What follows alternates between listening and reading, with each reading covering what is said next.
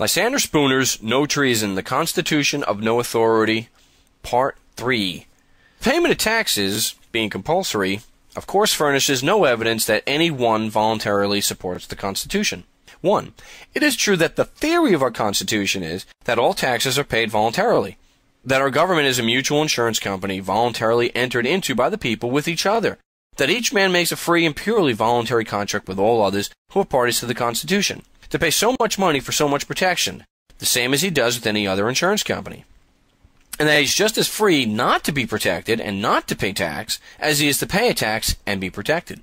But this theory of our government is wholly different from the practical fact. The fact is that the government, like a highwayman, says to a man, your money or your life. And many, if not most, taxes are paid under the compulsion of that threat. The government does not indeed waylay a man in a lonely place, spring upon him from the roadside, and, holding a pistol to his head, proceed to rifle his pockets. But the robbery is nonetheless a robbery on that account, and is far more dastardly and shameful. The highwayman takes solely upon himself the responsibility, danger, and crime of his own act. He does not pretend that he has any rightful claim to your money, or that he intends to use it for your own benefit. He does not pretend to be anything but a robber. He has not required impudence enough to profess to be merely a protector, and that he takes men's money against their will merely to enable him to protect those infatuated travelers, who feel perfectly able to protect themselves, or who do not appreciate his peculiar system of protection. He is too sensible a man to make such professions as these. Furthermore, having taken your money, he leaves you as you wish him to do. He does not persist in following you on the road against your will, assuming to be your rightful sovereign on account of the protection he has afforded you. He does not keep protecting you by commanding you to bow down and serve him, by requiring you to do this and forbidding you to do that, by robbing you of more money as often as he finds it for his interest or pleasure to do so, and by branding you as a rebel, a traitor, or an enemy to your country, and shooting you down without mercy if you dispute his authority, or resist his demands. He is too much of a gentleman to be guilty of such impostures, and insults, and villainies as these. In short, he does not, in addition to robbing you, attempt to make you either his dupe or his slave. The proceedings of those robbers and murderers who call themselves the government are directly the opposite of these of the single highwayman. In the first place, they do not, like him, make themselves individually known, or, consequently, take upon themselves personally the responsibility of their acts. On the contrary, they secretly, by secret ballot, designate some one of their number to commit the robbery in their behalf, while they keep themselves practically concealed. They say to the person thus designated, go to A and B and say to him that the government has need of money to meet the expenses of protecting him and his property. If he presumes to say that he has never contracted with us to protect him, and that he wants none of our protection, say to him that that is our business, and not his. That we choose to protect him whether he desires us to do so or not, and that we demand pay, too, for protecting him. If he dares to inquire who the individuals are, who have thus taken upon themselves the title of the government, and who assume to protect him and demand payment of him, without his having ever made any contract with them, say to him that that, too, is our business, and not his, that we do not choose to make ourselves individually known to him, that we have secretly by secret ballot appointed you, our agent, to give him notice of our demands, and, if he complies with them, to give him in our name a receipt that will protect him against any similar demand for the present year.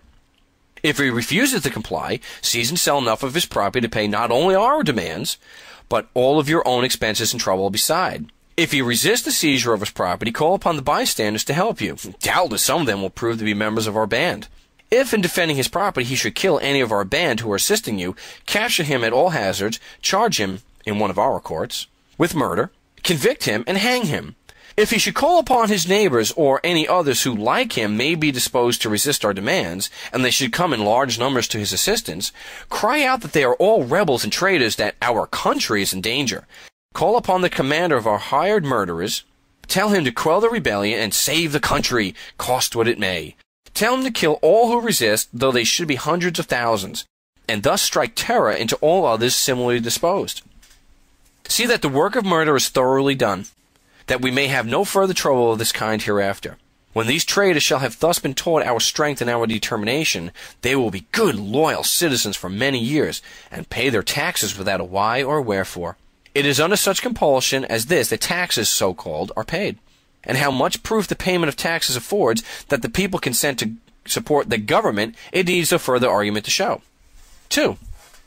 Still another reason why the payment of taxes implies no consent or pledge to support the government is that the taxpayer does not know and has no means of knowing who the particular individuals are who compose the government.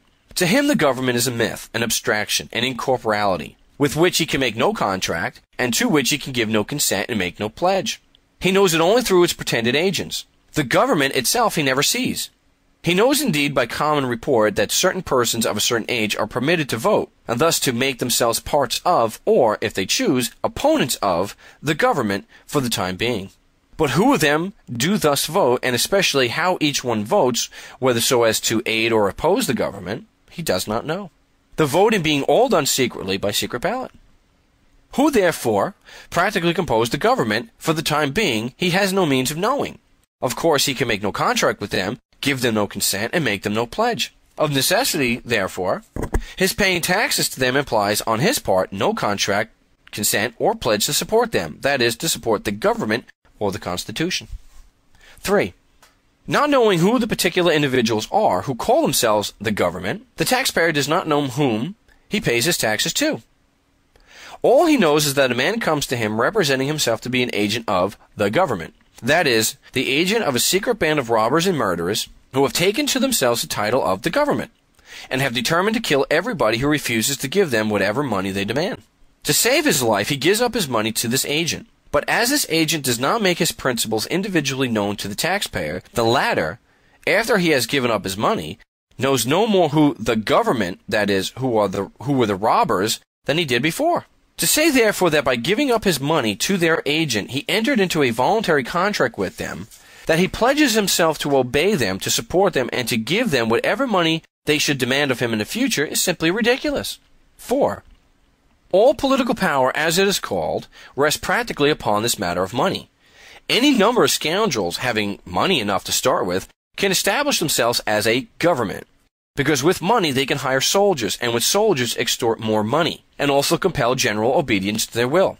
It is with government, as Caesar said it was in war, that money and soldiers mutually support each other, that with money he could hire soldiers, and with soldiers extort money. So these villains who call themselves governments well understand that their power rests primarily upon money. With money they can hire soldiers, and with soldiers extort money.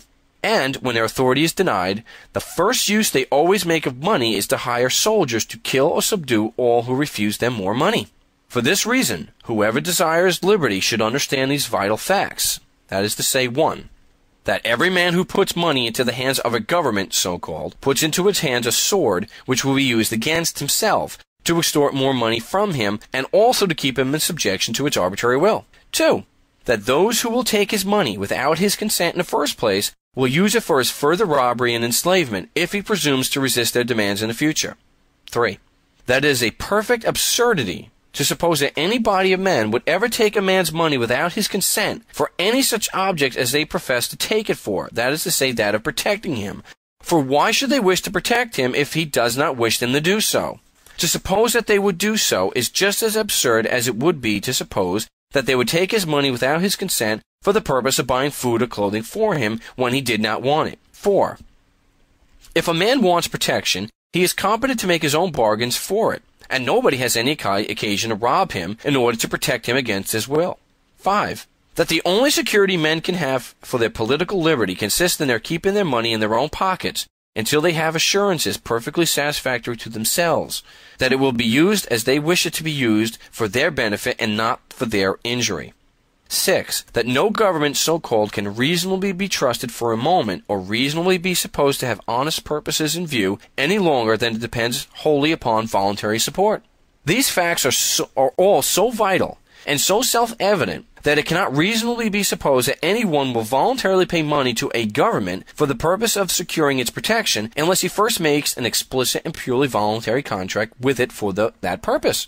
It is perfectly evident, therefore, that neither such voting nor such payment of taxes as usually takes place proves anybody's consent or obligation to support the Constitution. Consequently, we have no evidence at all that the Constitution is binding upon anybody, or that anybody is under any contract or obligation whatever to support it.